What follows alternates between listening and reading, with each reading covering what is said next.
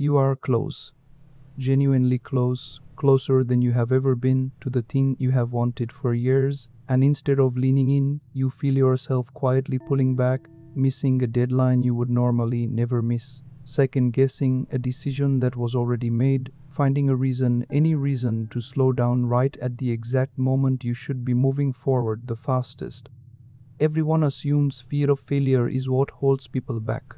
Nobody warned you about this other, stranger fear, the one that shows up specifically when success is actually within reach, quiet and persistent, working against you from somewhere you cannot quite name. Carl Jung had a real explanation for why the fear of actually getting what you want can be even stronger than the fear of losing it. Jung believed that genuine success does not simply bring reward. It brings real structural change, a new identity, new expectations, new visibility, a version of yourself that has never existed before, and that comes with genuinely unknown demands attached.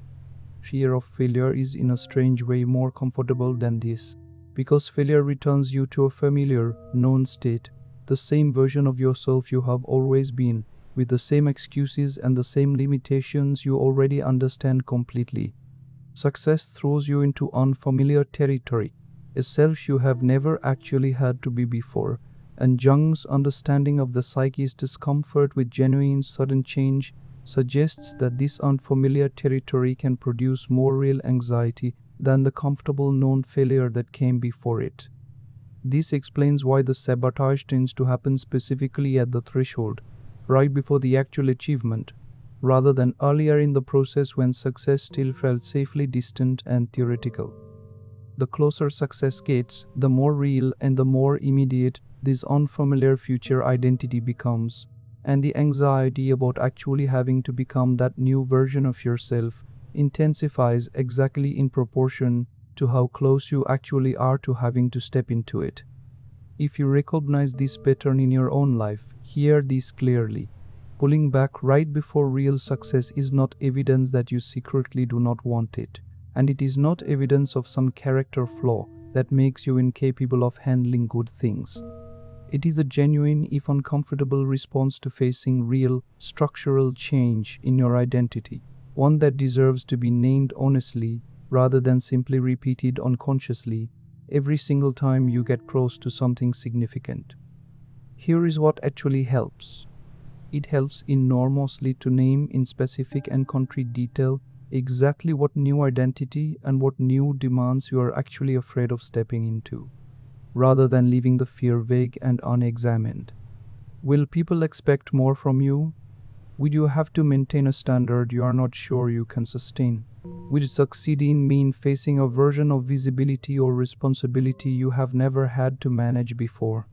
Naming the actual specific directly makes it something you can genuinely examine and address, rather than something that continues operating invisibly, quietly sabotaging your progress from just outside conscious awareness.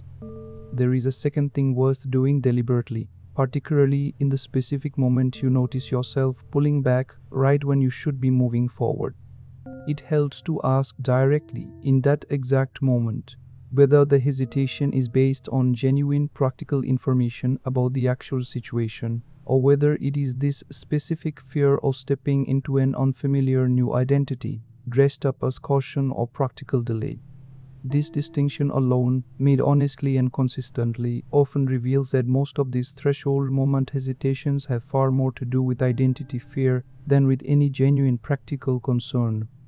Think honestly about the last time you found yourself pulling back right as something you genuinely wanted was finally within reach, and consider whether the hesitation was really about the practical situation or about the unfamiliar new version of yourself that actually succeeding would require you to become. Right below the single word for the specific new identity or new demand you are most afraid of stepping into. Naming it honestly and recognizing it clearly the next time you feel yourself pulling back at exactly the wrong moment is the real and practical way this quiet sabotage finally stops running just outside your own awareness. Because pulling back right before real success was never, according to Carl Jung's understanding, proof that you secretly did not want it.